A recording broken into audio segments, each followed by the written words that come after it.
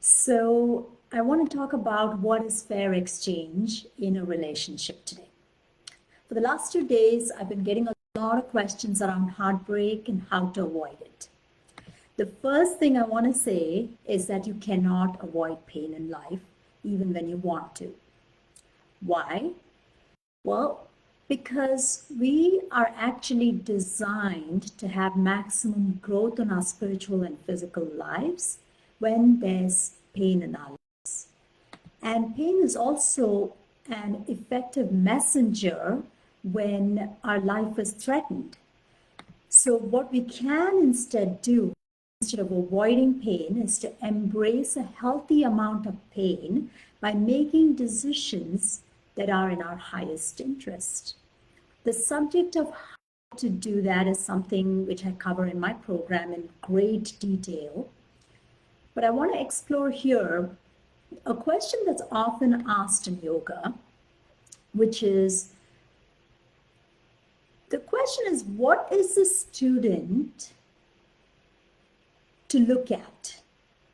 Do you go so deep into a pose that you feel pain in your body, or do you go into it gently to uncover what is the message of the pain?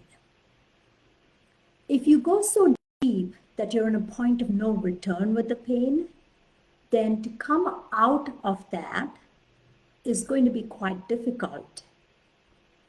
And if you don't go deep enough, you're not going to be able to explore it. So the trick is really to getting to a place where we can feel that little something, but not dive right in where we go into an overdrive.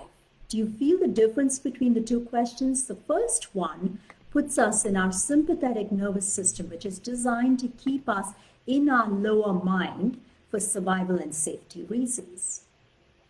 But the second question is about gently knocking from the inner door of your heart so the divine can open it from the other side and put you on the path of loving everything about your life. In this path, our sympathetic and parasympathetic nervous systems are not put on the edge, and we bring our energy to the frontal cortex of the brain, where we're able to see the deeper meaning and reason for our experiences in an objective and unbiased manner.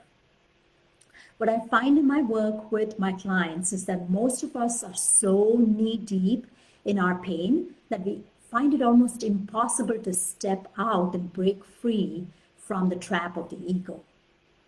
The way out of the trap is to actually commit to yourself, not 95%, not 99%, but 100%, meaning fully in. That's when you say yes to you and begin to change your inner landscape, your inner reality, so that you can start manifesting something differently in your external reality. This way of thinking changes your life permanently. It's not fleeting in the way that our ego mind thinks, because it gets embedded as a way of being instead. When we stand on our own 2 feet in this way, we get certain in the knowing that a relationship only works when both parties are invested fairly.